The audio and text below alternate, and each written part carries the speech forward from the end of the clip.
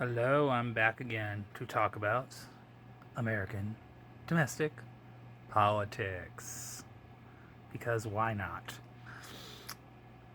There's always a lot to talk about. Not to say there was never anything to talk about before the Trump era. There always was, but it just seems to be so much more happening so much faster. But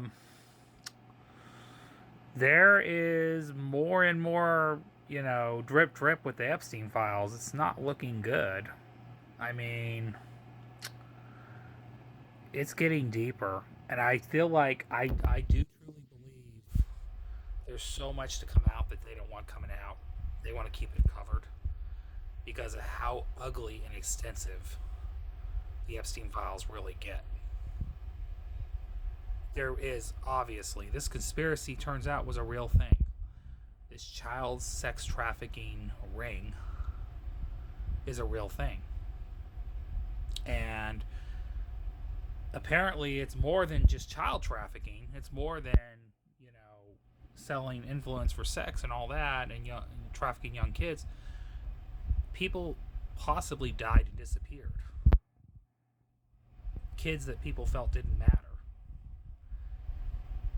It gets deeper, and there's a testimony about Sasha Riley, I guess, and the ball just continues to drop from there. There is so much going on, and I truly feel like what's going on right now with the raids in Minnesota with the ICE agents, I think it's purposely being done to distract us from the Epstein files. Like I said, I've said this before. There is a method to their madness, and there's a reason why they're doing what they're doing.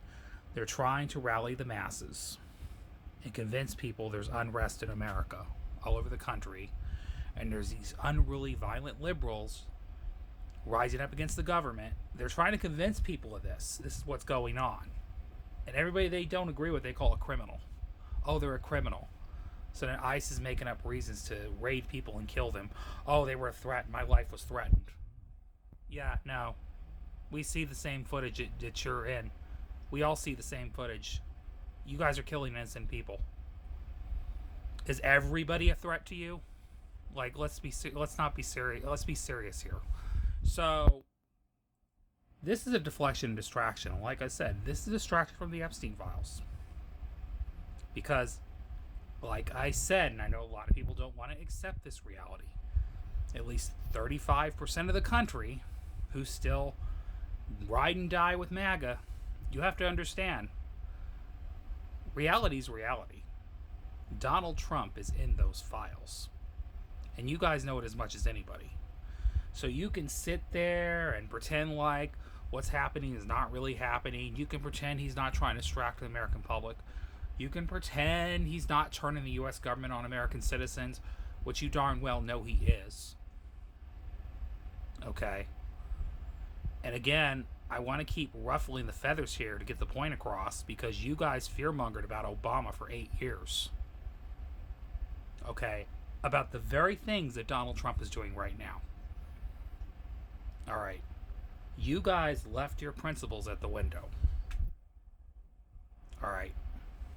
This cult is cracking. Alright. It's going down the tubes. Get ready. It's coming. But here's the thing. Again, I can't overstate this enough. This is also, it's not just a distraction from the Epstein files. It has a lot to do with that. But he wants an excuse to call for the state of emergency so we do not have elections in 2026. You may think what he's saying is funny. He means it. Just know that. He means it. Because he knows the elections are not going to work in his favor. He's right now crying like a sore loser. Because now, and he's mad and won't accept the reality that people are not happy with his agenda. So instead of changing course and actually dealing with the material conditions that people are dealing with every day, that people actually voted him in for to deal with, he refuses. He decides, I'm not going to believe what evidence tells me. Heck with the evidence, I'm going to double down. And I've already said this: if people voted for him, they were going to find out the hard way, because that's exactly what he's going to do. He's going to double down and kowtow to that far fringe right base and play culture war politics and distract people. This time, it's at a much worse level, though. But when he's at his breaking point, this is how he behaves. And this is how he behaved in the end of 2020 when he knew he was going to lose the election against Biden. And then what happened when he didn't get his way? He lost, and he incited an insurrection on the Capitol. Which, by the way, he pardoned all those criminals, who were far worse violent criminals than anybody that ICE is attacking right now. Okay. They raided the Capitol.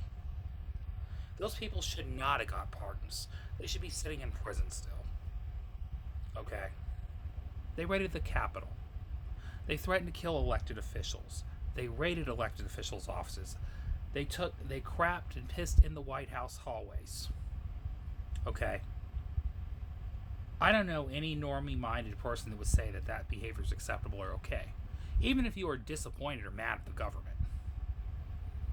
Okay. Because despite how flawed our government is, that is the people's house. That is our house. That is our tax-paid subsidized house, which Donald Trump is tearing down for his ballroom, which the insurrectionists raided the Capitol and destroyed the property that our taxes paid for. So yeah, you really took it to the government and protested. So y'all want to talk about people raiding and looting cities and destroying small businesses, all the radical left, because the right-wing protesters don't do that, right? They don't assault cops. They don't raid the Capitol. They don't threaten the lives of elected officials or attempt to kill them. Let's get real here. Okay. Do I condone violence on the left too? No. Absolutely not. Because I always said, if you destroy a business in your community, you're destroying your community, because the small business has got to pay for that. I don't support any kind of violence. If you're doing that, you're just tearing your own community up. You're not hurting the rich people. But I would say the same for the January 6ers. They ain't hurting the rich. They ain't hurting the quote-unquote liberal elite. Okay, that is unconstructive, deconstructive approach to dealing with governmental issues. Okay. So he incited that. I just want people to realize that and remind him when he didn't get his way. What do you think is going to happen coming up to the 2026 midterms knowing his past behavior? You don't think he's going to attempt a violence or a coup again? You think he really plans on even leaving in 2028? Because I'm starting to get doubts. I think he really thinks he's going to stay there forever. And that's truly disturbing. This guy is the president of the United States. Again. And 2.0 is worse than 1.0. And now we're seeing the fruits of that. But he knows he's a lame duck president. His agenda's falling apart. American people are fed up and not happy with him. They're turning on the GOP in record numbers. Okay. And he knows he's a lame duck president and nobody cares anymore. They're ready to turn the page now. And that's where we're at.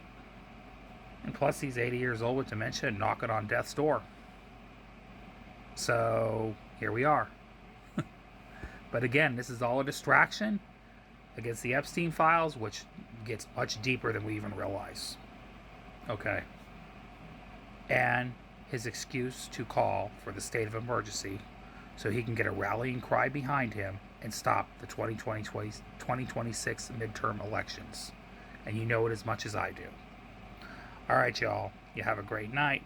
Have a great day. See y'all later. Love y'all. Bye.